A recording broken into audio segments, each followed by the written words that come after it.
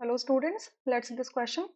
The question says a carbohydrate which cannot be hydrolyzed to simpler compounds is called monosaccharide, disaccharide, polysaccharide या फिर oligosaccharide. ठीक है, तो सबसे पहले समझते हैं कार्बोहाइड्रेट्स क्या होते हैं। कार्बोहाइड्रेट्स आर पॉलीहाइड्रोक्सी कीटोन्स या फिर एल्डिहाइड्स, राइट।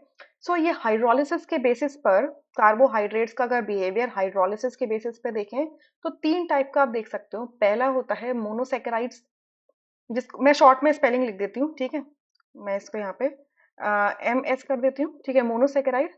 दूसरा होता है ऑलिगोसेकेराइड OS, और तीसरा होता है आपका पॉलीगोसेकेराइड PS। ठीक है, मैं शॉर्ट में लिख रही हूँ अभी। ठीक है, मोनोसेकेराइड्स का मतलब वो कार्बोहाइड्रेट्स होते हैं, अगर मैं इनका हाइड्रोलिसिस करूं तो ये फर्दर और आपको सिंपलर कार्बोहाइड्रेट के यूनिट नहीं दे सकते, उनको हम मोनोसेकेराइड यूनिट्स कहते हैं। ठीक है, सो हमसे यही पूछा है कि ऐसा कौन सा कार्बोहाइड्रेट है जो फर्दर और हाइड्रोलाइज नहीं हो सकता। So it is monosaccharide.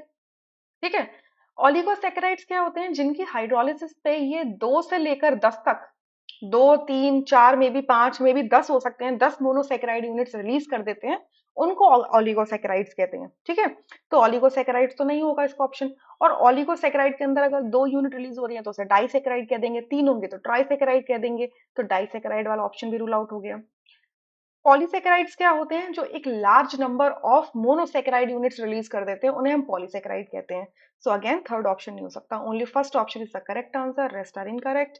I hope you understood. एक एक एग्जांपल ले लेते हैं। मोनोसेकेराइड का एग्जांपल ले लेते हैं ग्लूकोज। ठीक है, ऑलिगोसेकेराइड का एक एग्जांपल ले लेते हैं माल्टोज, और पॉलीसेकेराइड का एक एग्जांपल ले लेते हैं स्टार्च। ठीक है, तो ये आपके डिफरेंट टाइप के कार्बोहाइड्रेट्स यूनिट हो गए on the basis of their action towards hydrolysis. I hope you understood this question really very well. Thank you.